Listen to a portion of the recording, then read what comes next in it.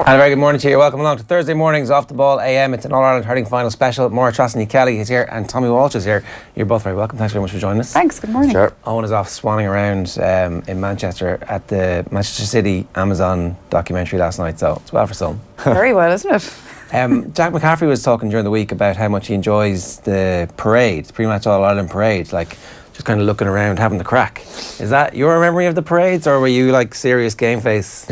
No, I read McCaffrey's interviews there during the week, all right, and I thought it was very interesting. Like, the first time you go up to the All-Ireland, everyone is telling you in the parade, look at the ground, don't let any distractions come in, just stay focused on the game, stay focused on winning, and you can get too caught up in it.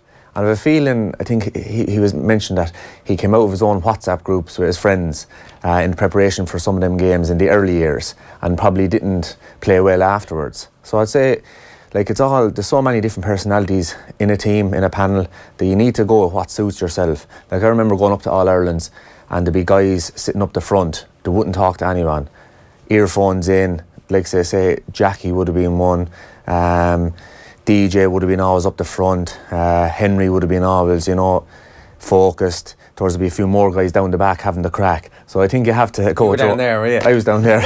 You're in the back seat. Well, I tried the other way I remember a minor, was it an All-Ireland semi-final or Leinster final, and David Herty was another guy, earphones in, fully focused. So I was trying that anyway, and when I went out in the match I couldn't even see in front of me. I was thinking about it too much. So I said never again. So I was very interested to read Jack McCaffrey's interview, because I think some guys are like that. They need to not think about the game until they go out into the parade. Yeah. Out in the parade then, I think the parade is nearly a release for a player, because you spend so much time on your own, say in the morning of a game, on the bus, in the hotel, especially the dressing room. The dressing room for an All-Ireland can be very long. You could be in there for an hour because you're trying to not get caught up in traffic on the way to Croke Park. So when you just get out into the parade, suddenly we're there. Let's go. You're just walking around, you're looking around. And I always found in my later years then, after the first year, I'd say, look out around to the crowd and see what the place is like. Just to kind of actually soak it up. And do you remember seeing stuff in the crowd, or is it just, okay, there's a lot of people? Like, would you engage with it at all? No, you wouldn't be fist pumping or that like that, or waving, or maybe could you see a family member or a friend up there? Not at all. You're kind of just, what I used to try and do was, you'd look over to the hill, see that full. You look over to the Cusack stand, see that full. Just see where everywhere is full. So when you went out into the wing back position, you're going to be looking up straight away. Yeah. And you don't want, if you're looking at the ground for the previous 20 minutes, you're going to look up and go, oh Jesus, yeah, I'm in an All-Ireland final here, this is massive. Towards you're used to it, you're kind of acclimatised to it, and when you go up then all you can see is the ball. Yeah, so you want to actually just make sure that I'm used to this now, as a sports psychologist would kind of advise people these days. Oh, they absolutely would, yeah. There's no way you can't be blocking that stuff out, because like you said, if you keep looking down, all of a sudden then there's throw, and all of a sudden you start seeing the things you should have really taken in during the parade. But yeah, actually, something I've seen some people do is they choose a moment in the parade to switch into game mode. So they enjoy the first maybe walk bit around, soak up the atmosphere a little bit, and then as you turn, maybe that's the time, once the band changes note or something, that's the time you decide, actually now it's game face. There's still ages though, isn't there? Because like you go to do the anthems happen before the parade, or is it after the parade? After the parade. So you're actually standing in position, or no, like it used to be back in the day, the teams would line up, they'd go to their positions, and then it would happen, so you'd be standing beside your man. Now the teams huddle together for the parade, for the anthems, right? They do, and depends on kind of, I suppose, maybe the psychologist that's with you, or the manager that's with you. Some guys like to put their arms around each other. Like, there was one famous one, I think it was the 2001 All-Ireland, where Declan Ryan was a massive guy, and he's probably in his 30s at that stage, and he had Owen Kelly, a young guy, and Lara Corbett in the two corners, and he was standing there with his arms around the two boys, and it was like, I'm going to look after you today, and there's nothing going to happen to you with me around. I thought that was brilliant. Yeah. But then it kind of went on where panels are kind of, everyone is hugging and doing that, but we used to like going out and say, listen, now's the time you have to look after yourself.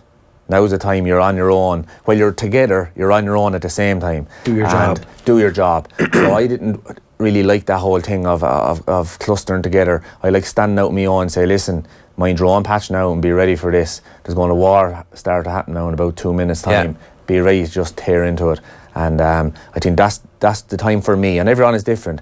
That was the time for me where I zoned in and get ready to just unleash once 3:30 came. What did you make of the rest of the McCaffrey stuff? Obviously, this is a hurling special, so don't worry if you're wondering why we're talking football at the moment. But I'm just interested in your take on the Dublin footballers, because there's a belief out there that they're going to coast to an All-Ireland this year, that they won't be seriously tested.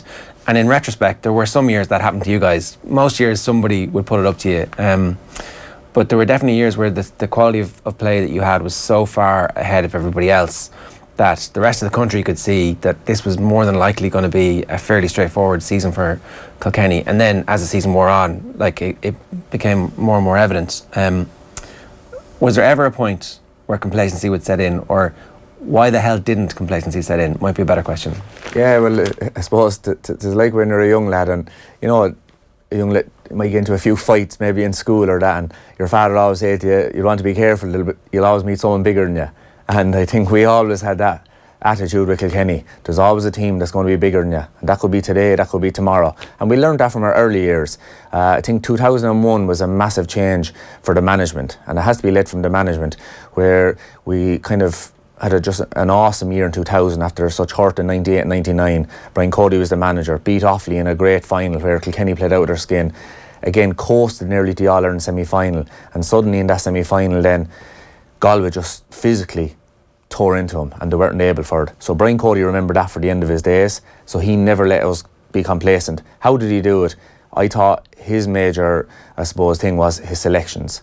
So if he saw complacency creeping in, you were gone off the team, and there's a new lad in instead of you. And because Kilkenny had a great chance of winning All-Irelands, no one wanted to be left out.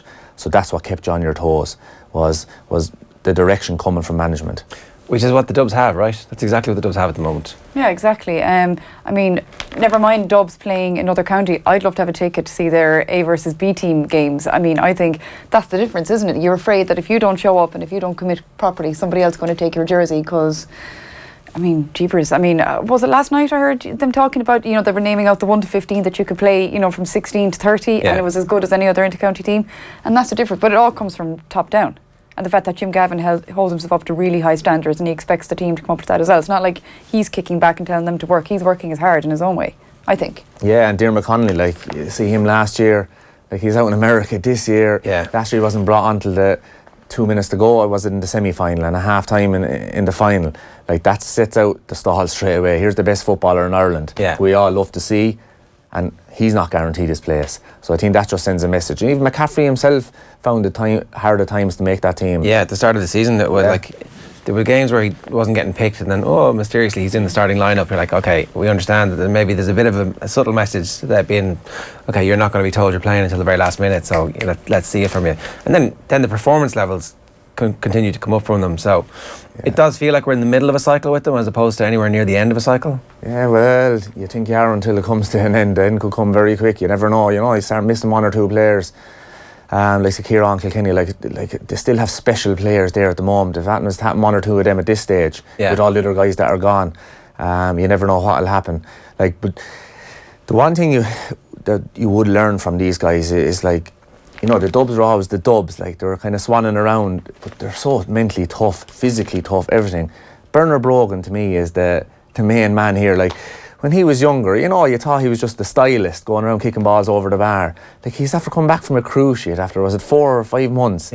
Like, it's off the wall to do that. Like, everyone sees toughness as the guy going into into the tackles or into the rucks, but there's all forms of toughness. And to me, like, Bernard Brogan is really a role model for that Dublin team, because if your top players are doing what he's doing, well, then the young lads coming in are all buying into that culture, and doesn't matter what way you are, they will go and do it. And to see Brogan coming back after the term he's come back, I think is just one of the most unbelievable feats in modern football or hurling.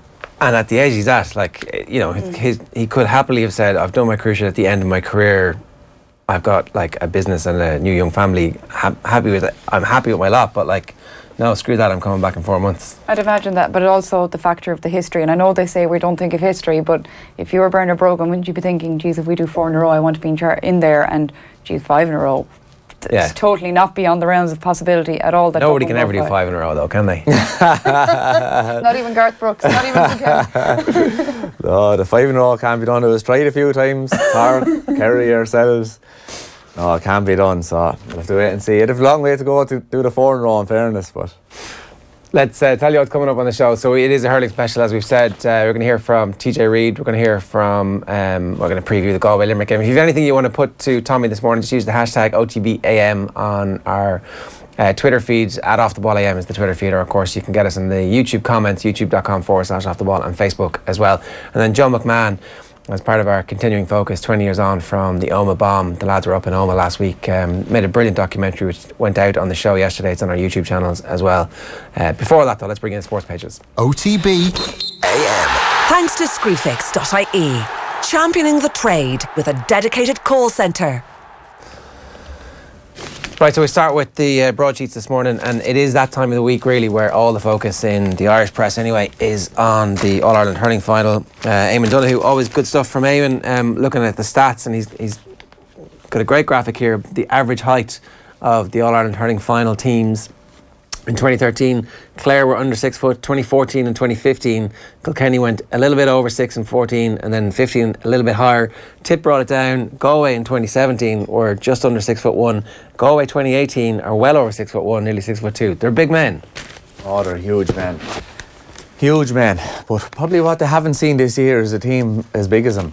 I was only looking at the size of the Limerick team. Like, I think Gerard Hegarty is well over 6 foot. I think he could be 6'4". Tom Morrissey is 6'1", and Kyle Hayes in the centre is 6'4" as well. So that's your main ball winning kind of from puck outs positions to be. And you know, I'd say they haven't seen that this year. Go back to their half back line, Diarmaid Burns, Declan Hannon and Dan Morrissey. Like, Limerick are massive. Yeah. But you mentioned one man there, Johnny Glynn.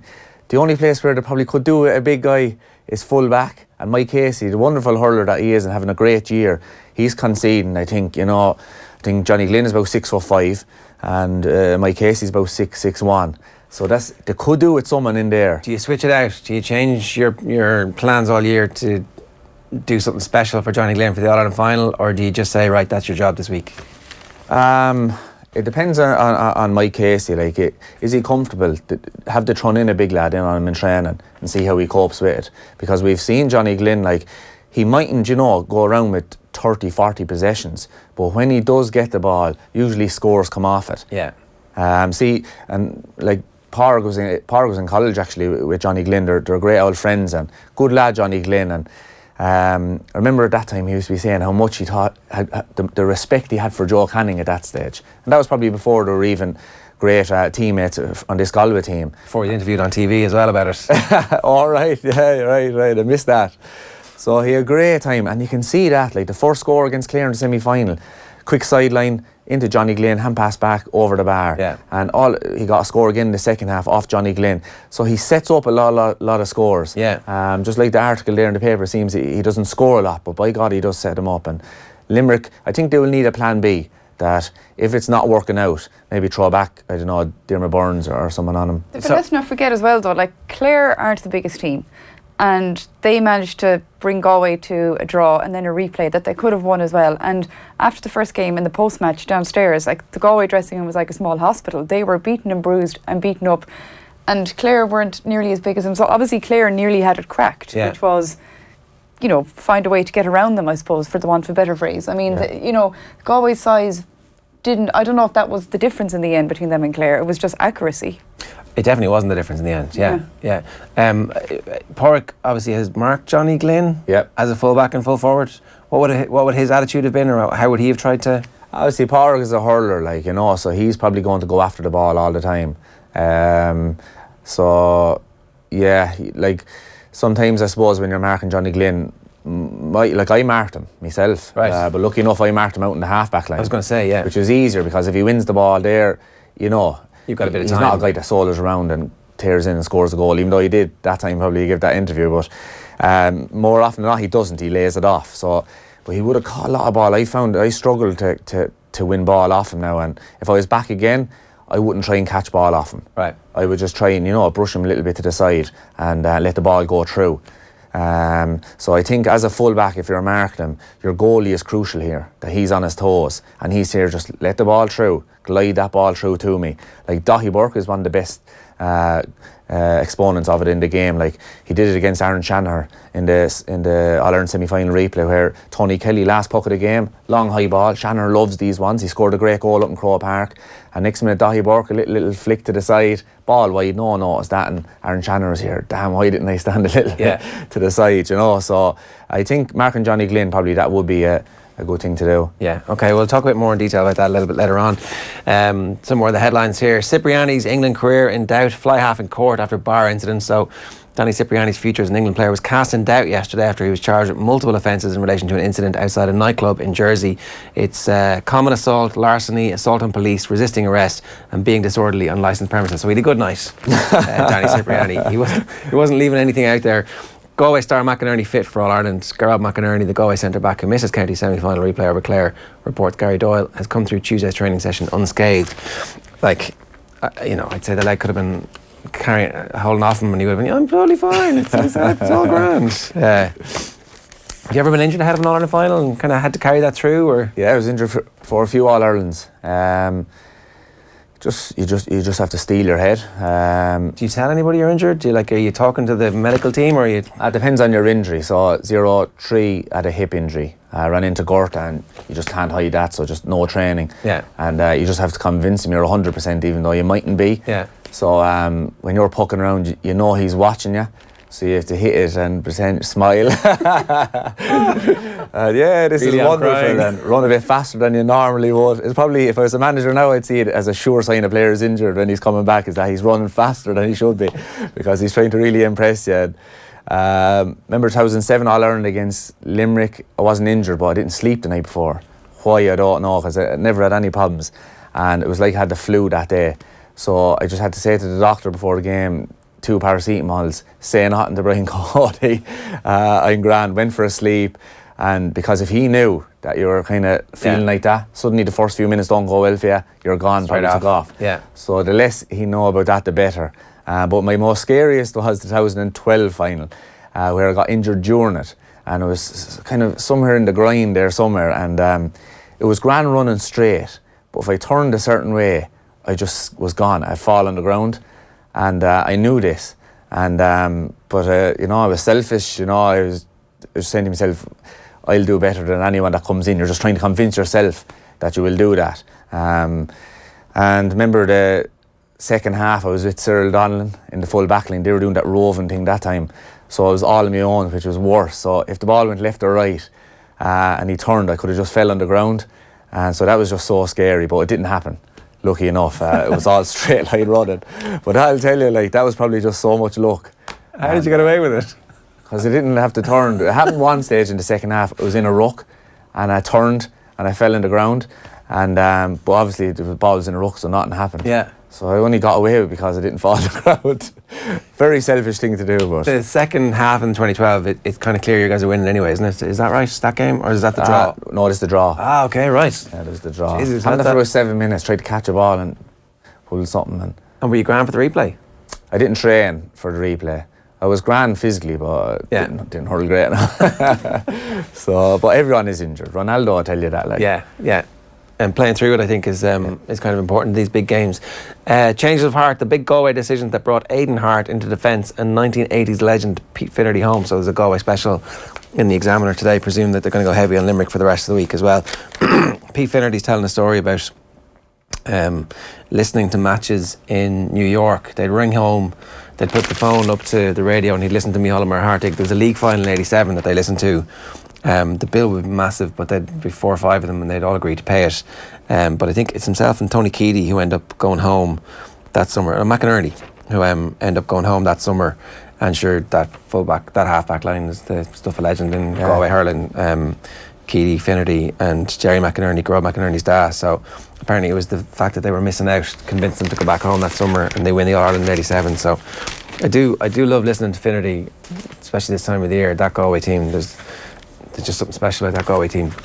Yeah, and sure they've done the double, and he's a character. He is a character. Yeah. Tough as nails. Yeah, that team was, they were hardy, that team. They were hardy. Referees not ignoring rules. Chief Barrett insists there's no edict to ignore fouls in order to let the game flow. So this is Willie Barrett, who insists there's no policy of ignoring fouls in hurling in a bid to build on the game's treasured reputation as a free-flowing spectacle. Do you believe this? Well, it's like a hurling game. Like, you can train all you want, and then it comes down to yourself, your instincts and that. And I think it's the same with the referees. Like, they will be told probably blow this, blow that, yellow cards for this, red cards, but it will come down to their personality at the end of the day, I think, when the crunch comes to it, and they will call it as they see it. And I think no matter what they say is, when they let the game flow, it's the most beautiful game we have. And the referee ends up, by reflection, getting glory for that as well. Like, you get much bigger games over a period of time, and also the crowd don't get at you, and, you know. I always remember Brian Gavin, you know, people be saying, you know, that should be a free, and you just like that and be like, yes. There's been a big turnover in referees in hurling over the last couple of years. So Gavin's gone, obviously. We had the high-profile retirement after this. Is there a sense that there's a change in the guard, or does it matter? Like, I have to say, I wouldn't have paid that much attention to referees over the years. Yeah, I think it's the pressure. It's just like they go up into rooms like this and they're being told, watch this, watch that. They're getting marked, you know, for every kind of probably foul, every free. Like, it's so fast. Like, it's an impossible game. I've done it at underage training sessions and stuff like that. And, you know, you'd be going home, oh, why did I blow that? Why did I blow it? It's like, it's an impossible I'd say you never blow game. it. I'd say I try not to. You need to kill somebody. Well, I feel like the only time they should be blown is, like, if there's no advantage. Like, it's such a fast game, you see, Ger, that it's only referees that really live for hurling, that maybe have played the game at some stage, that they realise that a guy dodging you, like the whole thing about David Burke in the semi-final was, should he have got, you know, maybe a red card? Would have been crazy, because when lads are moving that fast, one little slip that way and you're out of position and you hit a guy, you know, in the wrong place, and the hurls are swinging around, like, you know, and that's the nature of the game. The hurls swing around, you're trying to get the ball. Yeah. And if it's one mistimed tackle, you get a lad. You know, they're not red cards. Yeah. Red cards should be only for guys that, you know, do something on purpose. Yeah. So I think it's the pressure on the referees in these meetings and being graded. That's. What do you think of the red card for the face guard? Like, it always seems like, particularly last year when it looked like Ozzie Gleeson might miss the All-Ireland final because he pulled someone's helmet off. Yeah. I understand that, like, the neck area is very sensitive and there's a danger there, but, like, you'd want to kind of, there needs to be kind of an amber card for that. It's like, yeah, okay, you know, maybe you could have had 10 minutes in the sin bin for that, but to miss an All-Ireland final as a result of it would have been kind of ludicrous, right? Yeah, no, I wouldn't agree with that rule at all. I'll probably get lambasted for that now, but, you know, like, Barry, you go over and take a helmet off a lad. Yeah, exactly. There should be some, and I understand why they can't, they want to stamp it out. Yeah. Like, maybe if they said in a fight, if you're in a fight and you done it. Yeah. Red card, but not in kind of general play kind of a thing where you have the ball or a lad has the ball and your hands are going everywhere, like, you know. And there's going everywhere and ripping onto the grill of a helmet, though. It's. I know, but did you ever catch an electric fence? You know, you know, then you let go, like, you know. So it's not as it might look easy, but it's not that easy. The Racing Post this morning, the BHA, it's naive to think this will be the only cobalt case. So it would be naive to believe that cobalt, the potentially performance-enhancing and prohibited substance at the heart of the high-profile case involving the Basterman family, has not been more widely used in Britain, the BHA warned yesterday. So that's the drugs in racing story. The Irish News this morning, quick look at this. Tally is the man for down, says Poacher. So Stephen Poacher, who was thought to be in the running for this, might be saying that it should be Paddy Tally who gets the gig, but he might be saying this to, I don't know, it's hard to know what the politics of down football are at the moment. And then good news cover from the Tyrone camp. Máire says he'll be fit for the Dublin showdown. We've got the Limerick leader for you here as well. Hoping for history, Limerick's brilliant young hurlers seeking a first senior All-Ireland for the county since 1973. And then let's make it 6 of the best, the Connacht Tribune. So photographs, and then the All-Ireland captains from the past, the 5 previous All-Ireland winning captains for the Galway hurlers. So we'll come back to the hurling in a little while. Do you want to take us through the tabloids? Yeah, there's the tabloids here. Obviously, there's a lot of focus on football, and I think this is interesting that Jose is finally kicking back. This is Paul Pogba, and the for the want of a better phrase, the row going on between him and Mourinho, and basically now Pogba's saying, if you want to call my agent, if you want to speak to me. So it says here they've hit a new low after an extraordinary bust-up. And apparently the Manchester United boss warned the midfielder not to air his grievances in the media and said if he wants to quit the club again, in quotation marks, he should ask for a transfer. And Pogba replied that if Mourinho wanted to speak to him formally again, he should go through his agent. That's a good sign. Yeah, that's really, relationships are being formed there, aren't they? Yeah. And you were always wondering why those Kilkenny lads didn't talk to the media. And then obviously Kevin De Bruyne as well is big in the news on a lot of the back pages today because of his knee injury, and saying that this is the mirror, and saying that that's a huge blow for City's plans, obviously. Yeah, out for 2 months it looks like. Yeah, at the very least, mid-November it seems to be the thing, and apparently the lateral ligaments in his right knee. So what does that mean, Tommy, if you're told that? Yeah, well, I'm out at the moment with medial ligaments in my knee, so I was interested to read what exactly it is. I'm out about 5 weeks now at the moment, so 2 months, what's that, another 2 or 3 weeks? Another And how long will you be? I don't know. No. I don't know. It's never really happened before, so it's kind of like, if you come back now and then you're out for the season, or do you come back and just mow on, which will probably is what will happen. And what stage of the championship are you guys at? The round robin. Right. So we play 4 round robin games first. 5. We played 1 actually back in April. That was nearly last year this stage. So the next 4 haven't started yet, have they? Yeah, we played last weekend, and they'll go on now over the next few weeks. And how's it going? We're only getting back into it now, so kind of a summer of doing nothing really, only, tipping and tapping, and now is great.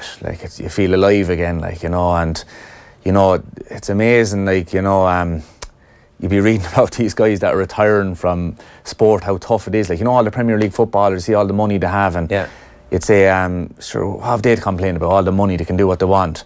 But it's like a drug, and we've had no competitive action for so long, and it's tough. It is tough. And you'd only notice it now when you're back, you just feel alive again. And you feel, you can't wait for training Tuesday night, you can't wait for training Friday night, can't wait for the match next Sunday.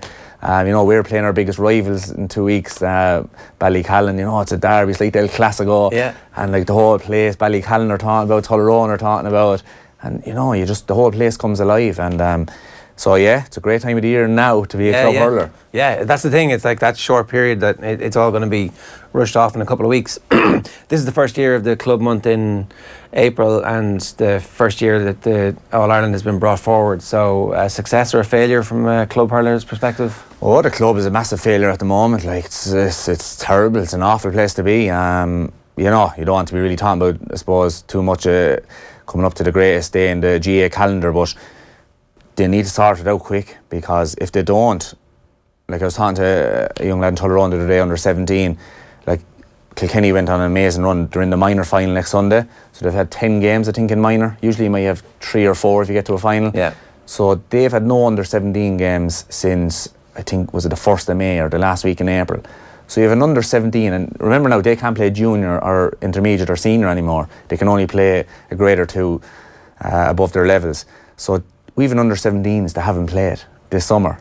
I thought it was just the adult guys, and the adult guys is worse again. We played a match last April and have done basically nothing since. You're kind of trying to stay fit, and you don't want to be peaking back in May, this kind of a thing. So even if you knew, right lads, go back training in May, you're starting championship in August, play your pre-season competitions in, say, June and July, off you go. But this, I would say, if we don't sort it out, and I say we as in me, the clubs, the county boards and the GA, if we don't sort it out, we will not have hurling in 10 years' time. It'll be just elite. There'll be nothing going on. So, because in Kilkenny, I don't know what way it is around the rest of the country, summer soccer is coming. Right. So, I thought we had no soccer players in Tyrone. I think we have a few that play in town. So suddenly, say you're used to training 2 or 3 days a week, maybe a match, say twice a week, maybe a match the weekend. Suddenly you've guys playing soccer on Saturdays. And then I hear that they only play Saturdays because it was the winter and it was dark during, so they might be even playing soccer in the evenings in the summer. Yeah. So what way do you do it now? So I think, you talk about complacency, we need to sort ourselves out, because where do you look at Limerick, the golden run they're on now with these young lads, where did they come from? The Piercing, playing in Club All-Irelands, Kilmallock playing in Club All-Irelands. You look at Joe Canning, greatest, one of the greatest hurlers of his era, couldn't win an All-Ireland until last year. where was he getting his success? With Portumna. Yeah. 3 or 4 club All-Irelands. So I think, and the GA as well is a massive, it's a massive cultural community thing at the moment. Like, we no longer have everyone going to mass Sunday morning and talking for an hour or two. We no longer have people calling to each other's houses or meeting on the streets. Yeah. Now, with your iPhones and your iPads, most people are nearly inside in their houses at night, bar the GA. You're down at your matches, the phones are gone, you're chatting, you're playing. So yeah, I think we're in big trouble with the clubs if we don't sort it out. But there's rumours going around talking to different lads that there's massive meetings going on at club level and county boards, and the GA themselves, I think, are meeting up with guys to sort out the clubs. So when I hear that, I'm delighted. Okay, so that's interesting that there are at least conversations happening about it, and people are listening to the problems that the club players have. Hopefully. Yeah. All right. Moving on, The Guardian has a really interesting story of a woman called Katerina Johansson Thompson. She's a heptathlete and is just going through, I suppose, the rough journey she's been on. Her dad died there last November, and she's just working away now on her Olympic journey, and just it's a great story of resilience and that kind of thing. And they're also focusing on Kevin De Bruyne's injury and Cipriani's big night out. And here we have the Herald, and they are talking, obviously we've got a big picture of Mickey Hart. They're calling him Wiley Hart, and they're talking about he needs a totally new plan, and they seem to think he might have it. And also a little bit about Celtic as well, and Brendan Rodgers, and now the pressure they're on. But I just thought the headline was interesting. Wiley Hart will need a new plan to save the championship, and Alan Brogan says this. Yeah. Well, Alan Brogan's got he's got a dog in the fight there, so Exactly. you need to come up with an entirely different plan to try and beat us. And finally, what I have here, I have the Star, and we have Citizen Payne, the headline there about the De Bruyne injury as well. And they also have a bit about the tribesmen not giving up yet about Brian Concannon and his suspension, and apparently he won't be able to play in the All-Ireland final unless, of course, they somehow find a way to appeal it. Yeah. Okay. We have a Telegraph as well, apparently, which I don't have here in front of me, and that looks like Kevin De Bruyne as well. My eyesight is failing me. That's him on crutches, is it? City in the war as it is, yeah, you're bang on. It's Kevin De Bruyne on crutches, so it is a bit far away. The TV is big, but it's also far away. That's and also I'm getting like old. my father do. Yeah, exactly. I'm getting old. So Joe Quaid was at the Hurling for Cancer, is that what it's called? Yeah, so the Hurling for Cancer benefit match during the week. Máire Treasa was also there. They caught up, have a chat, have a look at the chat. We're in Newbridge. Newbridge or nowhere, they say, but of course all the talk this week is Limerick. Joe Quaid, you're probably much more honorary Kildare man these days, but your heart is very much Limerick. Sunday, All-Ireland final, can Limerick do it? Yeah, look, I have the Kildare gear on tonight, but it'll be going in the press for the rest of the week. Look, they have a great chance. To be fair, I've said it all year that Galway are probably the only team that'll beat Galway this year, so we're hoping that they will. And if Galway hold for 70 minutes, I don't think the pick of the country will beat them. But they haven't done it yet this year. It's not that easy to retain the Liam McCarthy, as a lot of teams, bar Kilkenny, have found out over the years. So hopefully we'll catch them on an off day. So therefore you're saying, while Limerick are good, they're not fully cooked yet? We don't know. I suppose history is bearing down on supporters probably more than it's bearing down on the players. The players don't seem to care. They seem to want to write their own history, which is brilliant. And the talk coming from the camp seems very good. So I suppose we're just being a little bit protective. We don't want the hype machine to go mad, but at the same time, they have a really, really good chance. Like, to come back against Kilkenny the way they did, and to come back against Cork the way they did, it shows serious character in that team. But Galway will be nervous as well. There's a huge expectation on them being red hot favourites. So you think experience doesn't dispel the nerves then? No. To be fair, the more I played, the more nervous I got as the years went on. I think youth looks after nerves itself. I was out the last day at the semi-final. I sat down in the crowd, I looked out and I went, Jesus, how in the name of God did I play in matches like this? So you do it when you're young. I suppose that, as you say, they're carefree. They just have a great attitude about them. Even Shane Dowling's interview straight after the match, we're coming up, but we're not coming up to match behind the band. I thought it was brilliant. Years before, I suppose we were happy if Limerick got there. Now it's time to win. Yeah, really interesting stuff there from Joe Quaid speaking with Treasa at the Hurling for Cancer match in Newbridge, which I think is actually going to end up doing great things for hurling in Kildare in the long run, but that's like a surreptitious motive for all Kildare hurling fans. Darren, how are you doing? Chair, very well this morning. Cork City, though, will need a minor miracle if they are to progress to the playoff round of the Europa League tonight. The SSE Airtricity League champions are 2-0 down ahead of the second leg of their tie against Rosenborg in Trondheim. They'll have to plan without defender Alan Bennett after he picked up a knock in Sunday's 5-1 FAI Cup win over Home Farm, as well as longer-term absentee Colm Horgan. Manager John Caulfield reckons if they can get their first goal, they'll have a great chance of putting the pressure on Rosenborg. A lot of these games and these teams that, it comes down to tight margins. And if you get opportunities, you have to take them. And I suppose from our own point of view, probably we feel that Rosenborg didn't have to do a lot for the goals they scored against us. And that was disappointing, but at the same time, we did have a lot of possession. We had a number of half chances. We didn't probably create enough.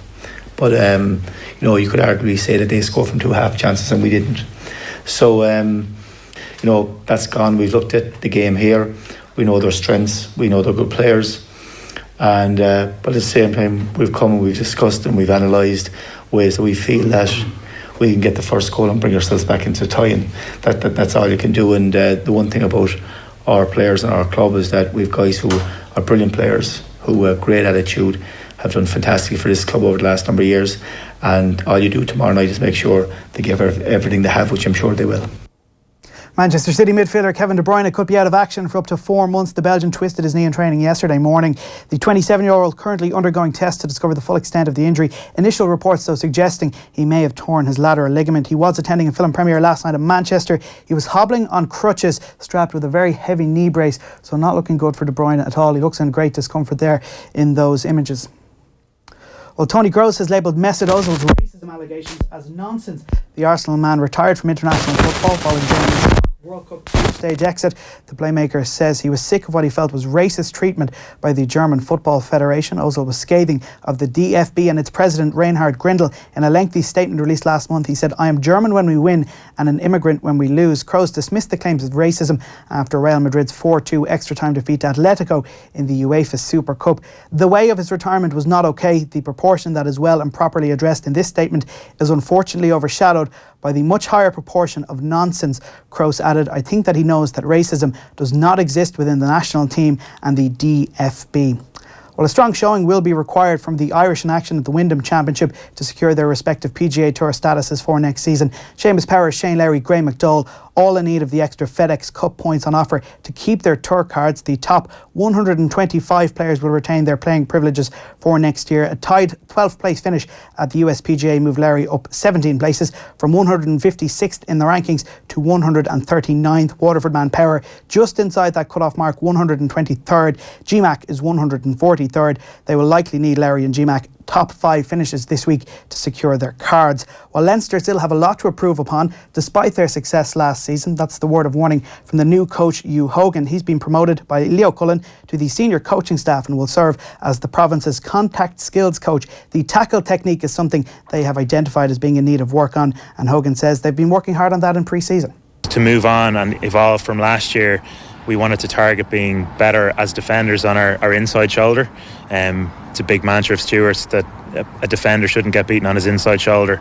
So we want to reduce the number of missed tackles in the game. Our tackle completion is good. We just want to get even better. So that was one facet we focused on, improving our inside shoulder work. And then the second aspect is defence in our 22. So can we be a little bit more ruthless? Can we put in more impact and double tackles and give ourselves a better opportunity of turning the ball back over? No joy for Ellen Keane and Nicole Turner. They just missed out on medals at the World Para Swimming European Championships yesterday. Keane fourth in the women's 100 metres butterfly final. Turner also fourth. That was in the 100 metres breaststroke decider. Barry McClements fifth. That was in the men's 100 metre butterfly final. And that is your sport. More on offtheball.com. Darn, great stuff. TJ Reid also at the Hurling for Cancer extravaganza during the week. He also spoke with Máire Treasa. Have a look. We're at the Hurling for Cancer event here in Newbridge in County Kildare, and I'm joined by one individual who's fairly synonymous when it comes to hurling, TJ Reid, but you're not togged. No, unfortunately I picked up an injury there at the club game the weekend there, so I had to ring the manager Davy Fitz and let him know that I can't make it today, but look, it's a massive fundraiser to support. You know, I was here last year, I played last year, fantastic game, ran by fantastic people. I don't be rubbing salt into the wound, but obviously we have an All-Ireland Hurling final coming up this weekend. Is it odd the last 2 years in Kilkenny to not be in that final shake-up? Yeah, I suppose I'm after getting used to it from last year, so unfortunate. But yeah, look, it's never easy to watch an All-Ireland final when you know kind of deep down that you could be there. So yeah, I'm obviously going to the game because the girlfriend's on Limerick, so I have to go support her. But yeah, it's a different feeling. You love to be there, you love to be tugging out and partaking in the whole event, because All-Ireland days are the days you want to be playing. But it is unusual, but hopefully there's always next year. Hopefully we can regroup next year. The championship this year has been so competitive. It's been great to watch. Did you enjoy, obviously the result didn't go the way you wanted, but aside from that, did you enjoy your hurling? It was strange. Everything was very... it was coming on very thick and fast. There wasn't much time to prepare for each team because it was game on. You couldn't be worrying about teams because each week you're different opponents. So it felt a little bit rushed. That's just because we lost, obviously. But if we won, I'd be saying nothing about the event. But it is with 3 games, championship game, 3 weeks in a row. You know, it does take your toll. But look, it's there for everyone. Just the last 10 minutes against Limerick, we just left a little bit empty. Obviously Limerick had that break, they pushed on those last 10 minutes, which we faded. But look, it was a great championship. You know, the games we had were extra down and extra in Nolan Park were unbelievable. But it was a lot of games, so it was different this year. Training wise was different. Like we didn't play a match in train for 3 or 4 weeks. That's unusual for us because you'll have maybe 3 weeks of a break. You'll have subs will have a chance to maybe perform and train to try and get a starting place, but that wasn't there this year because there was week on, so you couldn't have a good competitive training session. That's the only difference was. It was hard to get your head around it and hard to get a system in place for it. But look, next year is going to be there, so at least this year we'll be training for it, and hopefully next year we can go a few months extra. Well, that's it, because with every game we could see, not that Kilkenny were in any way bad, you weren't, but you were improving and getting more dangerous with each game, and maybe even if you had the one more, it might have made that difference. Yeah, maybe so. Look, that's just the way it was this year. You've seen this year the margin is very small, so you know, if we go over Limerick, you know, who knows, like against Cork, we could be in an All-Ireland final. But you know, competitive games, Leinster Championship, All-Ireland quarterfinals, they do take your toll, and maybe if we had that extra week, who knows. But it is what it was this year. We weren't good enough against Limerick. They went on and won the game. So, but look, we have a good panel of players down there. We have a lot of young lads who are doing very well and getting a name for himself in Kilkenny, which is great. So we have a good bunch of young lads coming through and a good panel for next year. So I'm sure. There's no look. Other years we have retirements. This year we'll have no retirements. So, but look, next year's championship is going to be even harder. You'll have Tip back next year flying. You'll have Waterford back next year flying. So next year's championship is going to be a real ding dong. So you know, this year people were kind of happy seeing Tip gone so early and Waterford gone so early, because you're saying, "Yes, look, enough. We don't have to play Tip or Waterford now." So next year is going to be very interesting, and it's going to be next year's championship. We're all talking about this hurling championship this year, so I think next year is going to be even better. Finally, very briefly, you spoke of ding dongs. There's a ding dong coming up on Sunday. Who's going to win? Who's going to win? I just on experience, being in an All-Ireland final already and winning it. They know that after winning last year, they know that winning feeling. So I'm going with Galway because of that. Because they were waiting. There was 30 years last year. They know that winning feeling, and they will want to embrace that winning feeling again on Sunday. But if Limerick are a point, 2 points in the last 10 minutes, I'll be putting in money on Limerick, because you saw against us, we went 2 points up. They had to believe in the last 10 minutes that push on, win the game. Against Cork the same way. They are down now, 10 minutes to go, 6 points down, went into extra time, and then Bet Cork as well. So I think if there's a few points in it in the dying moments, you could be putting your money on Limerick. I think TJ Reid just picked both teams to win. I think that was the classic sitting on that. I think we're going to win. But if it's a close game and it goes to the end, I think I can see it's really hard to pick, isn't it, at this stage? It is. See, I think this year there's no pressure on either team. Last year, remember sitting up there with Dahi for the final, Galway and Waterford, and even when the final whistle went, I was expecting the place to go wild. But it's like everyone, all the Galway people just went, thank God. It was relief after so long. Yeah. And I think this year, that's gone now. So that it's not all now about excitement. So I think Limerick have a new team, no pressure really on them. They're going to be around for a while.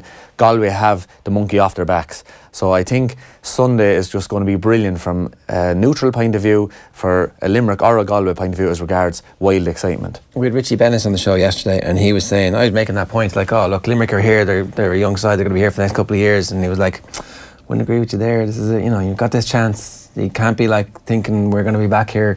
And then he made the case Tipperary didn't make it out of Munster. He was basically saying, seize the moment. Don't let this pass you by. Waterford last year would have been we'll be back really soon. But that team is never going to be the same team again, because Derek McGrath is gone and Brick won't be there next year. This is your time. Go for it. He was just kind of getting them into that mindset, or wants them to take that mindset. Yeah, and I'd say Brick will be back actually right away. I know the Brick. He'll stay going, he's resilient. Will he, yeah? Ah, he will. I would say he will anyway. The Brick is just a warrior, and I was listening, you were talking earlier on about Pete Finnerty listening over in America. Well, I listened to the 1980. I was just trying to find out what the 1980 final, so I was just listening to it on YouTube as opposed to watching it. And in the car, it just turned on the sound, and Micheál O'Hare was commentating on it. It was amazing. I can see now why the boys were mad to go back. But John Connolly, he spent so many years, they thought he'd never win an All-Ireland. And was he 36 or 37? Was he that old when they actually win? I think I think so, yeah. And that just shows you stay going, and maybe when you don't expect it, they were beaten in the 79 final, and I don't think John had who was always the star for them, had the best of games in that final, and he scored vital points in the 80 final when they bet Limerick. So as regards the Brick, you stay going, and suddenly it might just happen, and you win your All-Ireland. And so I'd say he will be back. And just to answer your first question, then now is the time, Richie Bennett. I think Joe Quaid said it earlier on as well, sometimes when you're younger, you're not even thinking. So maybe this is the time, because there's no pressures on them. They'll probably hurl like they do in their back garden Sunday. And Eamon Fitzmaurice actually said the same. I remember we were asking him, do you think having so many young lads is not going to put pressure on them? And his argument is the exact same. They don't know what pressure is. They're just out to enjoy it. It's as you get older and you have this kind of accumulation of memories and thoughts, and bad memories and good memories, and too many people telling you, geez, it's a great stage, and then you suddenly start thinking, yes, it is a great stage, and then you know too much basically, whereas when you're younger you don't know the difference, I think. Do you address that in the week of a game and talk to players about that and kind of try and package some of that away and make sure that you've dealt with it, or do you let them all find their own way? Well, you'd kind of let their own thought processes, lead the discussion, that kind of thing. But I mean, it would be no harm to say, look, this is a big stage. I think, obviously you know a lot more about this now than me, but even when you have played in Croke Park in All-Ireland semi-finals, there's a noise, but it's a different noise again when you come out to All-Ireland final, and that can be the thing that can throw players that wall of noise, and to prepare them for that and to let them know that's going to be a thing, and that's fine to be overwhelmed by that, because I think that's where the young people can kind of get caught out, that they don't know how to, they suddenly start getting nervous, and then they think, I don't know if I should say I'm nervous, and it's actually okay to be nervous and normal. Why wouldn't you be nervous? Yeah. You're in front of 80,000 people, how many other people at home, and all your county's hopes and dreams nearly resting on your very young shoulders. Yeah, and I suppose I think the biggest danger for the Limerick team Sunday, Galway won't, the biggest danger for them is the game bypassing you. An All-Ireland final is a funny game in that you're here 1 minute, you're gone the next. It's like it's just what happened just there. Yeah. So I would say for these Limerick guys, if I was to give them any advice going into it, is the first minute, pretend that's the last minute of the game. Just get into it as quick as you can, because it will be half time before you even blink. So I think that will be the biggest danger for this Limerick team, is that it's gone before they know it. They need to be ready, that this is not like any other different game. They'll be told treat it like another game, treat it like a challenge match, treat it like a league game. It's not. This is a game that will go by in the blink of an eye. So I'd be saying to him, the minute that referee throws in that ball, just go. I think as well, if you're Limerick, you have to be prepared for an onslaught from Galway from the very start. They've started games like a house on fire, particularly the two Clare semi-finals. And you have to know that that's okay. Even if they do score 1-9, 1-10 in the first 15 minutes, it might feel like it's a complete disaster, but it's okay, right? Like, it's not okay. Try and stop them scoring 1-9, 1-10. But if it happens to you, you have to be prepared for it. You do, and I think, like, I listened to Ger Loughnane there during the week on the game, and he was saying that what he said to the Clare guys in '95. He said, we mightn't be the best hurlers, but we have the best character. Well, I think this Limerick team have both. They have great hurlers, but they have great character. Like, Kilkenny rocked them. With 6 minutes to go, Richie Hogan buried the ball. Experience and tradition would tell you Kilkenny will go on now and win this. Limerick will fall away after a spirited performance, like in 0-14, like in, I think, 0-5 quarter-final. So what did they do? They got the next 3 or 4 points. I think Tom Morrissey scored the next point straight away. Back on track. Semi-final, Cork, out the gate, 6 points up, hurling. Like, you know, they never hurled, well, they've hurled like that all season. And we'll say they'll go on and win this by 9 or 10 points. Yeah. Come back with points, not even goals, and win the game. So I think no one has to give them any advice on character. They have that in buckets, and they won't be too worried if they go that far behind. But they won't. I don't think they will, because they play similar to Galway. Well, that was the other thing, that the way that Clare set up, it kind of allowed Galway that breathing space, and then Clare responded. That's not how this game is going to line up, is it? It's going to have the bang of a very traditional, old school hurling match. Yeah, and I think it's going to be the perfect hurling game as regards. It's going to be attacking and defending. Now we've got a lot of excitement. You're setting the bar pretty high. Yeah, no, I think it will. Just the way they both play. Both play brilliantly defensive. Their backs are tigers, they're animals. They will not give you a second. We always say, turn the half-back line. That's what they hate. You turn either of these half-back lines, they'll just get back. They're brilliant at it. And then the forwards, they blitz you with pace. They're running here, they're running there, they're darting into the corners. So I just think it has the perfect mix of attacking and defending. And we won't probably have what we saw in the semi-final, the Cork versus Limerick semi-final, and we won't have, we'll say, a stalemate like we would see with maybe a sweeper system. I think we'll see the perfect mix of both attacking and defending. So a high scoring game? It won't be as high scoring and it won't be as low scoring. So I'd be saying, around 23, 24 points as opposed to 15, 16 or 30, 31. Yeah. If you're Limerick, the big debate has all been about whether or not you start with your strongest team or you finish with your strongest team, and the temptation for any management team at this point of the season must be, it's working really well bringing players on with like 20 minutes to go and them scoring 1-4 for us off the bench. So what do you do? It's not an easy one. It's not an easy one. Like, you're trying to go back on past experiences, trying to learn from other teams. Look at Dublin, like Kevin McManaman. If anyone ever deserved the starting place, that man deserves it. But no, Gavin, I think, do they call them finishers? Yeah. And they are, like, it's not kind of just trying to boost his confidence. They are finishers. It's a different game now. So I think, especially for myself, it's time to adapt here. That it's a different game we're playing now. That can be a sub now, is that what you're saying? No. You'd be happy to come off the bench for the last 15 minutes? Absolutely not. No way. There's only one place to be, and that's starting. But, is that maybe Jim Gavin doing the thing he does really well, which is moulding mindset and stuff? And is he saying, instead of calling you a sub, you're now a finisher?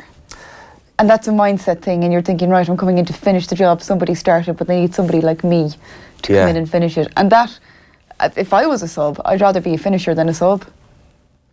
Oh, yes, but it's a.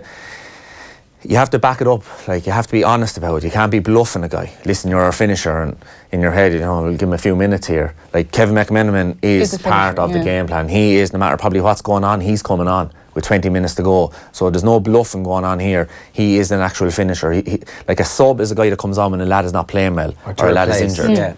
To replace, that's excellently put. So I think they are actually finishers, and I think Shane Dowling, I'd say they will start him on the bench and we'll look at him as a finisher, because it's just the way the game has gone. It's so fast. Yeah. Was it who said during the week, like, some players that wouldn't live in today's game with the training, back in the past, but it's just a different level now with the gym that they're doing now. The the role of somebody like that coming on, like, he's got good at it. He seems to be able to deal with the pressure of that. Reading some of the stuff that Ollie Moore was saying about, like, he understands the game.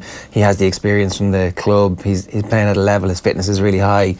It's an incredible sub to be able to bring in at this stage of a season, and to even have that debate about, like, why he's so good he's not starting. Like, I don't remember many underdog teams reaching an All-Ireland final and having that strength and depth and having that weapon from the bench.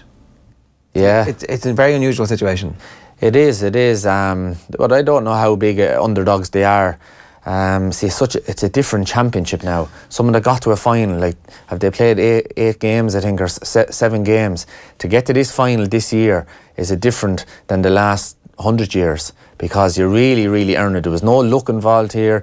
This was you winning so many matches and getting there. So I think they're there on merit, and I think if they didn't have the likes of the Dowlands and that, they wouldn't be there. Yeah. So I think their bench is crucial, the Limerick bench, because we always said it at the start of the year.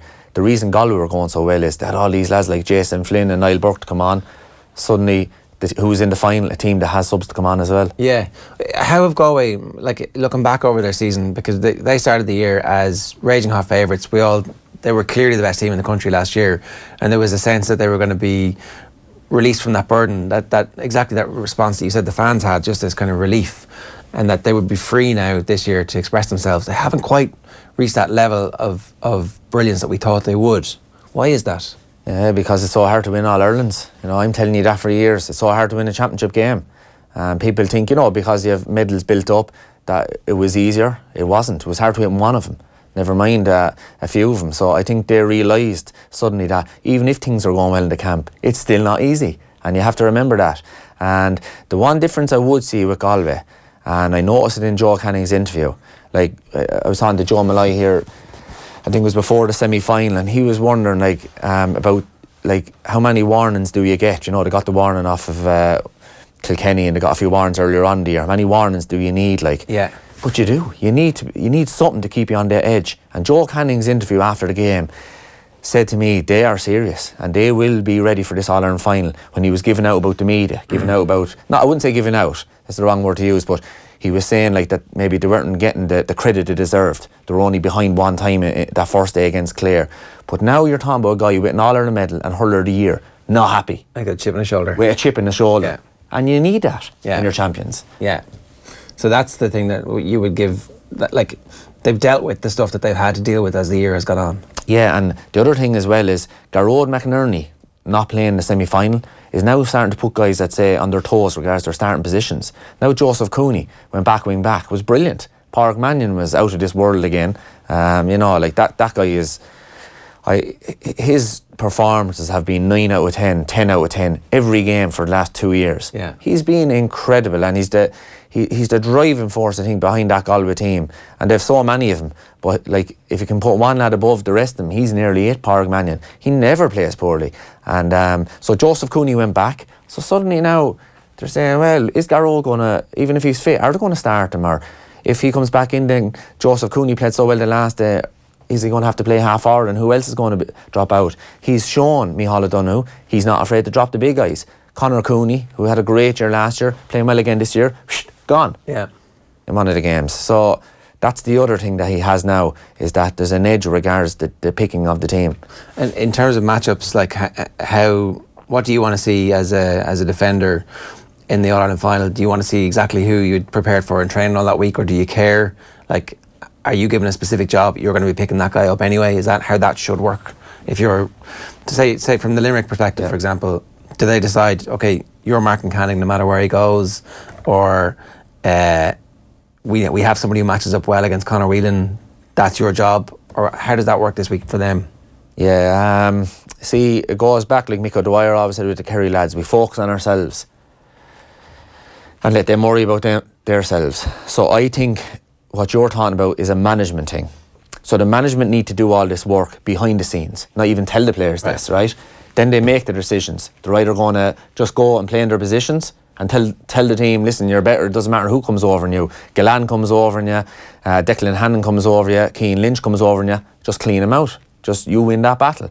or else you've, matchups decide as a management team, and you say, listen, we think maybe, who will we say? We'll say Toohey, you're the best man for Gillan. Yeah. Say usually plays in the other corner. So we'll say we're going to switch him over and put him on Gillan. You go build up Toohey because, well, you're not bluffing him. You're being honest. You're picking him because he's the man to mark him, and you build him up and tell him, listen, you're the man. We think he's the biggest danger for Limerick. He's after getting 3 or 4 goal chances nearly every game. We don't want that. Toohey, take him on. We want to see him taken off at half time. So the management needed to make them decisions and keep it very simple for the players. From a player point of view, depends on your personality. Talk to Jackie Tyrrell. He wants to know about 2 years beforehand, so he can do all his analysis and his video and that, and look at his boots and his socks and all this. But personalities are different.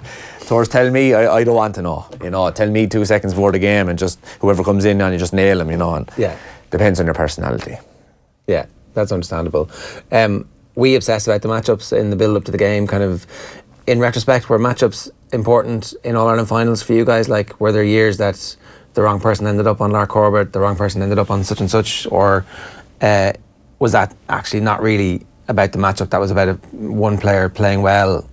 Yeah, it's hard to know. Like, I think that the management definitely had matchups sorted. Not so much in defence until later years when we started.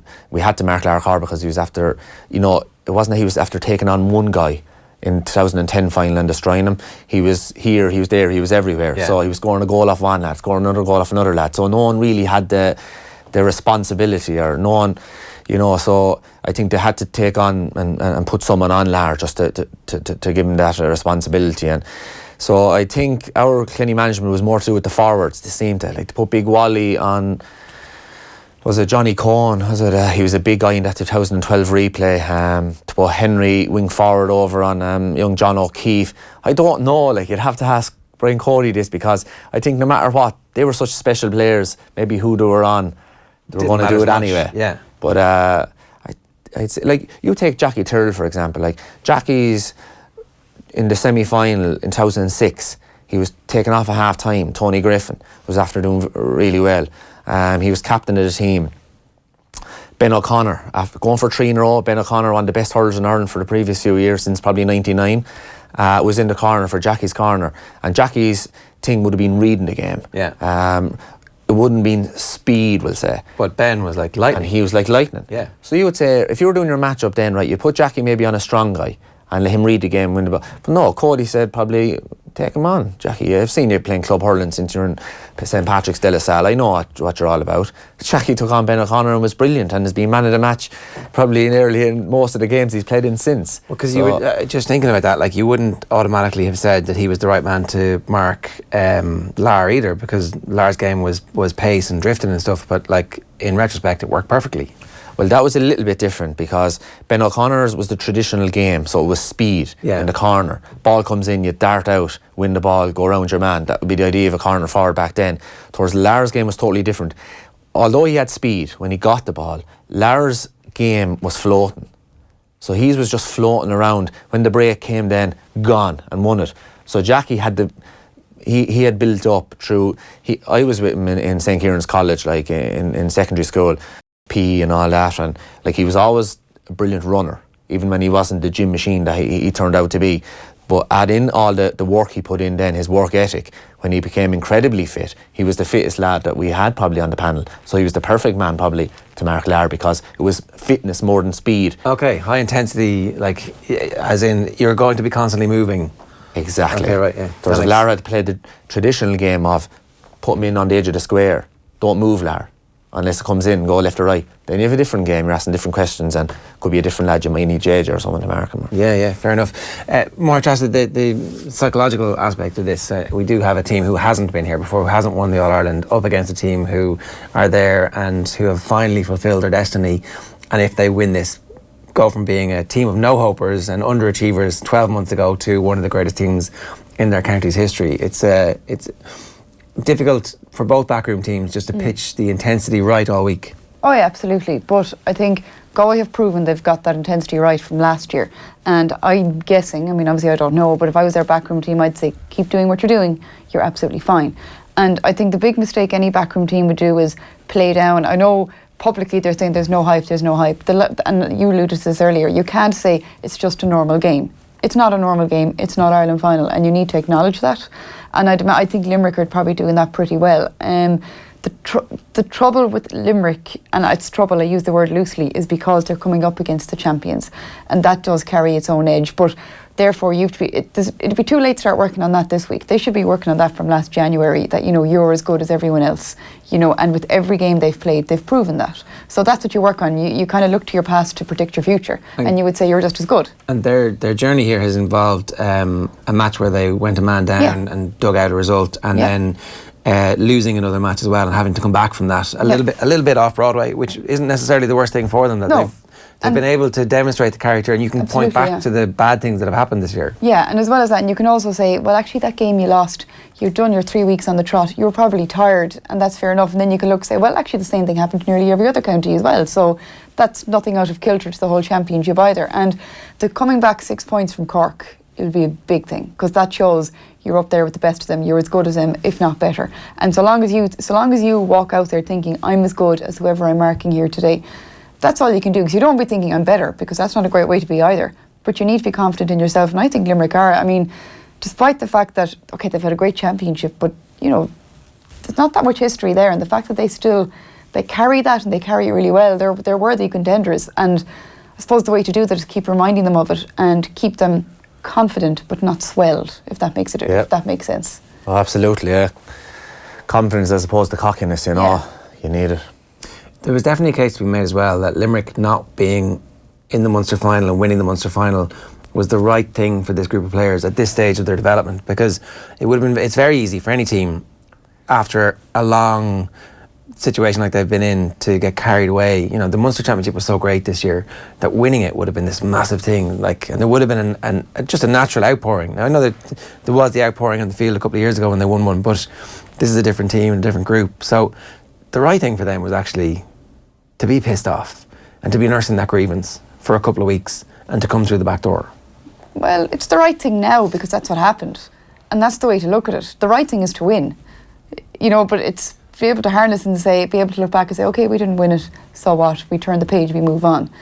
Ideally, at the start of the year, was John Kiely and the gang sitting down saying, look, we won't win the Munster final, and sure, we'll be better. They need the longer road, it'll be better for them. I don't think so. Do you think? Oh, you win everything. It's like hindsight. You look back and say, the reason we won the All-Ireland is because we lost. But maybe if that had won it, look at Clare in 95, after the heartbreak of 93 and 94, getting hammered in the Munster finals, win the Munster final. And you'd say, listen, like Joe McMahon has often spoke about, that great centre-back, he treats that All-Ireland final that Munster final as a better memory than his All-Ireland final wins. And so you'd say, listen, they would have got carried away maybe and would have been happy enough, everything else is a bonus, but they won the All-Ireland 95. So I would say win everything you can. So no, I'd win that Munster final. In retrospect, it worked out for them? Yeah, listen, it's they're there still, so it hasn't been bad so far. Yeah, all right, so who's going to win? Who's going to win? I'll go with TJ Reid now on this, I'll give it a double answer, but me head is telling me Galway, because after listening to Joe Canning's interview and with the whole Joseph Cooney go back, I think they have the edge which they need. That will mean them winning depends on their forwards defending. If they go around like tigers, like Joe he got man in the match, but he looked angry the last day. Now you can't be angry in a bad way, in a good way. Yeah. And just that gives you that edge. And they only won was it a point in the end. So if they come out like that in the final, they will win.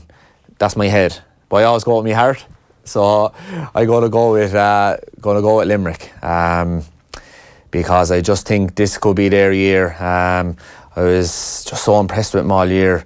And I did make a prediction there, and there was a fundraiser there at home, and I said Limerick and Clare would be in the final and Limerick would win, Gillan will be top scorer. So I know Clare aren't in the final, but I think Gillan will be top scorer and Limerick will win. I just think the momentum is with them, which you love, Ger. Yeah. Not real. And they've treated it really well. John Kiely, the leadership coming from the top has been brilliant. And I just think that they have the stuff to do it, and they have the movement to beat this Galway team. MT, you spoke about earlier on that you can't really take them on physically, even though Limerick are a physical team. Yeah. You have to move them around the place. So asking questions of them that way. Like Daithí Burke will like the ball coming down top of him all day long. He'll just shove you out of the way and catch it. Mannion the same, Toohey the same, Hanbury, they love that kind of a game. So move. I seen the semi-final, I was up at it against Cork. Mulcahy's like a new player. He's like a young lad again, scoring 4 or 5 points nearly every game. He was brilliant. Young Flanagan, you know, he's after having a great Munster campaign. The final should be good again. And who's in the other corner is I forget now who's in the other corner, but we can put the teams up actually. Yeah, we have the Limerick team. Yeah, we can have a look at the Limerick team. So this is the team from the Cork game. So this is the one that started the Cork game. Is it Galan, Flanagan, Mulcahy? So it's Galan, sure, we all know that the year he's having. Will there be any changes to this team, do you think? So that's obviously Shane Downey didn't come in till the 57th minute. And that obviously is a team that has extra substitutes because it goes on so long in that match. Yeah, no, I don't think there'll be any changes. They'll go unchanged. The only questions you would have would be, like, Casey has been brilliant every day he's come on, and the Piercing man as well. Like, they're all the Piercing lads seem to come on. Pat Ryan is having, while all the talk is about Dowling, like, Casey and Pat Ryan have been brilliant coming on all year. So, he might try and, you see, who do you take off that Limerick team? Usually you take off, the team might be going well, but there might be one guy not going well. But that team has been brilliant. So... And punishing them by not starting them in an All-Ireland final isn't a great message on the week of the game, is it? Yeah, and to be only for no reason. Yeah, we're doubling down. You've got us here. It's great. The subs are the subs. They're finishers in this case. You can see it being hard to make any changes. That's for the Galway team that started against Clare in the replay. Is that the replay team? Yeah. Yeah. Because obviously no McInerney. So... Are there going to be any changes to this, do you think? Like, there has to be... Yeah, no, I think McInerney will come in, centre back. Now, which is... See, it was a different game against Clare. Because you knew there was going to be a sweeper and you didn't really need... the way the 3 and 6, the full back and centre back is so important, especially on a 15 versus 15 game, which is going to be Sunday. Yeah. Well, I think that's where you need... I think McInerney has been incredible the last 2 years. He mightn't be doing that, but he's stopping attacks. So, Daithí Burke and McInerney in front of him against Limerick is exactly what you need. Is what they need. Yeah. And the mistake they would make is Cooney, Mannion and Aidan Hart were so brilliant in the semi-final that, listen, let's not change what's not broken. But listen, they're brilliant, but McInerney is another level again. Yeah. So put McInerney back in, Mannion out to his wing, and I would still play Joseph Cooney. So put him back up in the forwards, and then depends then whichever of them is not going the best in training, and because some of them seem undroppable. Yeah, well, I think Cathal Mannion has probably been he's been brilliant all year, and hasn't been too much about him. Yeah. Again in the semi-final, he didn't score a lot in the semi-final, but the amount of ball he was driving into the full forward line. So I think he's undroppable. Like I would say Cathal Mannion, Conor Whelan, Glynn and Joe Canning will be undroppable for the final. So it's probably between Conor Cooney, Niall Burke and Joseph Cooney and Jason Flynn probably for them 2 positions. Them 4 players for the 2 positions. Yeah. Who's the hurler of the year at this stage? If Limerick win, the likelihood is it'll be a Limerick hurler. Yeah. Who is it? I'd say Galan. Galan, if it's... But it depends on who's man of the match. A lot of them have played well so far, but I think he's the standout. He is the standout, Galan. But if Galway, I was looking at this, to be honest, during the week, and he was the only guy who could really pick from just Limerick at the moment. Yeah. It depends on the final, because a few of them have played very, very well all year. But it's more a team. On the Galway team, there could be 5 or 6 of them. Yeah. Joe's he's gone to another level again this year. Yeah. He's played absolutely brilliant. I think Mannion is my hurler of the year so far. Daithí Burke is not far behind him. I think Mannion's favourite. Did Matthew Hanlon pick Mannion? He did, yeah. He picked Mannion during the week. He picked Mannion, yeah. He's been incredible. It depends on who comes out with the 10 out of 10 performance. You look at the likes of Shane, someone's going to come out with an unbelievable performance Sunday. Who's it going to be like? When did the talk amongst your teammates start turn to hurler of the year? Was it just before the All-Stars? Ooh, who's going to get this? It was kind of the Sunday game that night. Well, everyone was a hurler of the year in the dressing room after the game anyway, so... Yeah, okay, some quick comments. Isle Cody, how you doing, Isle, says, Day made Tommy Walsh off the ball. I'm disappointed though he's in studio because we don't get to see what's on the wall behind him and probably won't get the usual Tyrone tales and those of training his vicious under 6 and under 8s. Yeah. Yeah, well. We did get a Tyrone mention in. The refereeing, your under 9s. Yeah, well. You do not blow frees. There's not like. Under 9s hurling the heads of each other. Well, there was a good. We played Danes 4 in a challenge match under 7s there last week, and Dan Quigley was hurler of the year. Talk about hurler of the year. He was hurler of the year in 1968, I think it was, for Wexford. But his grandson plays for us, young Daniel. Right. Scored a great goal during the week. So that's what I was talking about. You can't beat breeding. I can't believe you're stealing Wexford hurlers. That's terrible. Declan Ward says, Tommy, you're a legend. Great analysis, stories and passion, and loads of people saying they could listen to you all day. Philip Jordan, James Carroll. Porrick Hughes says, Kilkenny were very successful because Cody kept all the players on their toes. At least 1 or 2 changes every game. Nobody felt safe. Galway should be doing the same. I still think we'll win by 4 or 5 points. There was a period of time though where the team was so good it picked itself, wasn't there? Mostly like 07, 08. That team, there weren't a whole heap of changes in those games. I'd say there was. There was always 2 or 3. Cody, I'd say average 3 changes nearly every game, yeah. And it was never for the sake of it, you know. And you 2 or 3 changes, then another 5 or 6 lads kind of Friday night before training. A little bit anxious. But the funny thing is, like, you could be there before the team has been picked Friday night, and sometimes you'd be in such great form, you'd have a fair idea you're going to be playing. And you go out on Sunday, you play grand. Sometimes your best performances, when you're there on the Friday night, waiting for that team sheet to flick over, seeing your name on the team sheet, going, thank God, not hearing any of the rest of the speeches or that night after, just thankfully you're on that team. You go back in the car, you're down Langton's getting food after, and you have to find out what the rest of the team was. And you go out and you have the best game of your life. Because I don't know, you're just on edge. You're talking about mindsets and thinking about winning that. You're just thinking about that first ball. If I'm marking Johnny Glynn, if I'm marking Joe Canning, he's going out, but I'm going to be out before him and I'm going to win that ball. And you know, so that'll tell you about mindsets and picking teams. And but I think Cody, you know, it was a flip chart. It was literally a flip chart. Yeah, he didn't call it out. It was like, so somebody written it out. Was the handwriting good? Was it block capitals? Make sure. He had the cop on. In the first once or twice with the flip chart, we could see through the paper. And we'd be all waiting there 2 or 3 minutes, which was nearly nicer because you knew if you were before it actually got flicked over and everyone was looking, so they copped onto that and they had 2 or 3 sheets over it. But I'm sure, listen, he probably told if there was 1 or 2 guys that were maybe felt they were going to be playing, or he might have had a little word with them. Yeah. Okay. All-Ireland finals are a disaster for tickets. Every club in the world gets at least 2. Sponsors get tons. Competing counties are left with scraps. They'll turn up at the weekend, says Brian Duggan. Not entirely sure which bit that was in response to.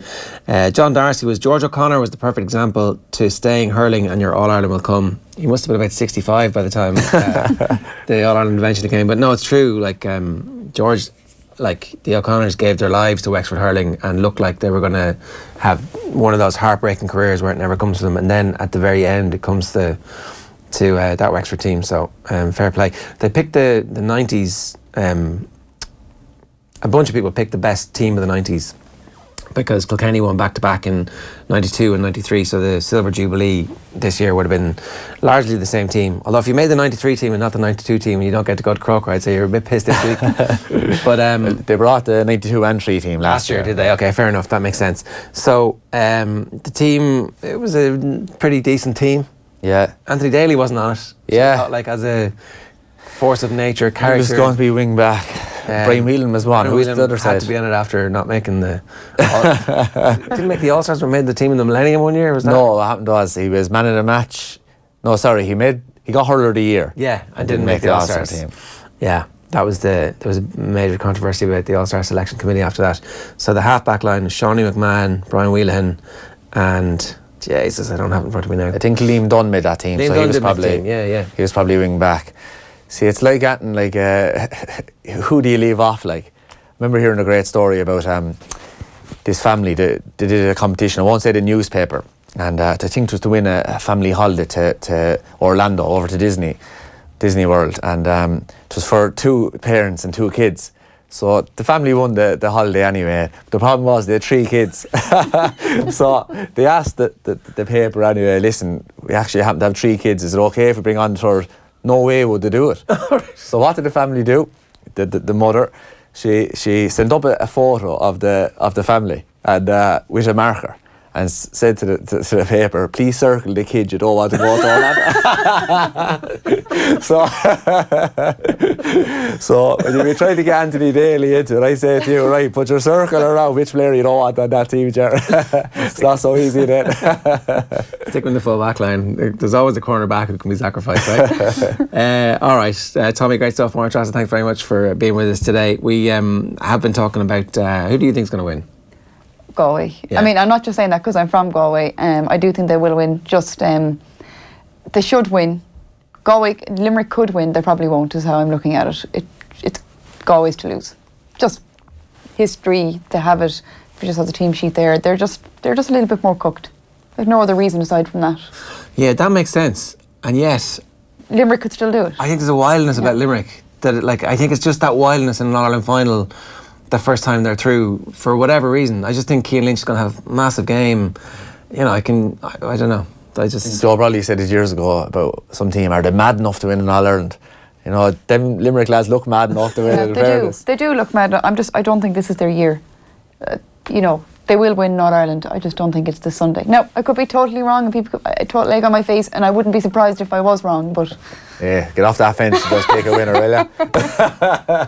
Good stuff, folks. Enjoy the game. Thanks very much. Now, we did post our Omagh special yesterday on the 20th anniversary of the 1998 bombing. That's live on our YouTube channel right now. Joe McMahon was essentially involved in helping us put that together, just to talk to us a little bit about the various guests and the stories they had. Obviously very harrowing stuff, and it's something that he's had to live with his entire life, but he also shared his memories with us and spoke about the impact that it had on his club and the GAA generally. Have a look.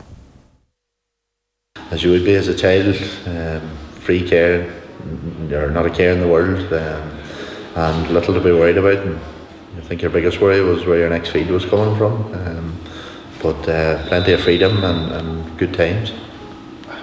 How close to the bone were the troubles when you were growing up? Did you feel them? Well, growing up, I suppose at the time it was a garrison town, and there was presence of the army and helicopters would be often in the sky, and it almost became background noise to us. And I think as a young child, you're not as aware as maybe when you're that bit older, and I think Omagh was maybe a bit different in the sense that I think it was mixed religion-wise, maybe a bit more Catholic to Protestant, and there was never really any huge issues in comparison to the likes of the interface in Belfast, and we were probably far removed from that point of view. But maybe if you were heading away to the likes of Derry or Belfast, you're always conscious of the top you might be wearing, more so coming from mum and dad, whether it was a Gaelic top or a Celtic top, so you tried to keep quite neutral because of the issues outside of that. Can you tell me your memory of August 15, 1998? Well, I remember the day itself. Just we were in the house and we were getting ready to play an under-16 game. I think it was against Carrickmore, and I was up the stairs and the phone rang, which sat on top of the piano, just at the bottom of the steps, and I was the first one down to answer the phone, and it was my sister that was on the other end. And initially we were in the house and we had heard like a thud, and as I say, shortly after then the phone had rang, and I went down to answer, and it was my sister on the other end, and she says, there's been a bomb in the town, tell mum I'm okay. And I was right okay, and as a young 15-year-old I didn't think anything of it. I just went in and said to mum, and thereafter then the news started to break of how severe things were. And how quickly did you realise the scale?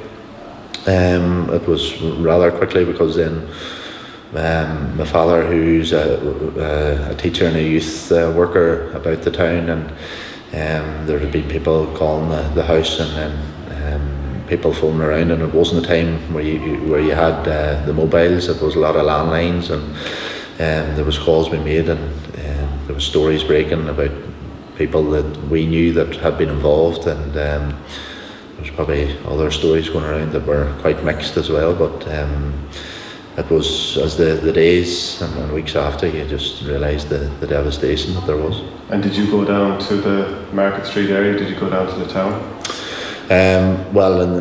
It was access and immediate. Obviously it was all cordoned off, but as the days and weeks went on, you went down when there was the commemoration on and just the remembrance of everything, and the political leaders there and the world leaders had come to visit. That was the time that went down, and just felt quite dearly, certainly at that end of the town. So you as a young guy, 15 years of age, do you think the enormity of it fully hit you? No, definitely not. No.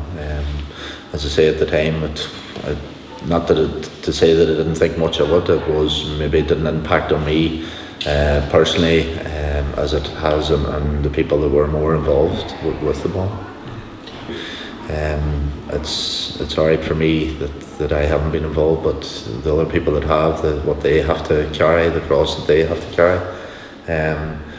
But in terms of the atmosphere and the aftermath, from my personal point of view, and the whole community, it was amazing how it brought everybody together, and with particular reference to the time where Omagh Town had played the football games against Chelsea, Liverpool and Man United, and we had the opportunity before the United game to play. We played Buncrana under 16 team, and we played before the United game and got to meet the players and Alex Ferguson as well, and it was quite a poignant moment for the whole community that they were able to come out and support, and the fact that these world-class players were prepared to give their time in the aftermath of the bomb, and it just showed the devastation that there was and the support that they prepared to give. Like, there's never been a criminal conviction. What are your thoughts on that? Well, again, it's a difficult one. There's a lot going on with the politics throughout the north and throughout Ireland, and I don't know. I don't know what the answer is. I could only imagine what it's like for the families. They're just looking justice, and they're looking answers as to how this came about and who did it, and they should be answerable to the laws the way it should be. But I could just only imagine, as I say, what it feels like for them, and 20 years on, they still don't have any answers. I don't know whether if there's no convictions, everything seems to be dropped. It's, as I say, for the families, it's hugely disappointing. And I did read there today the fact that Leah Varadkar and Karen Bradley aren't actually attending the commemoration. There seems to be a lot of hurt coming from the families. OTB AM. Thanks to Screwfix.ie, championing the trade with a choice of over 20,000 quality trade products.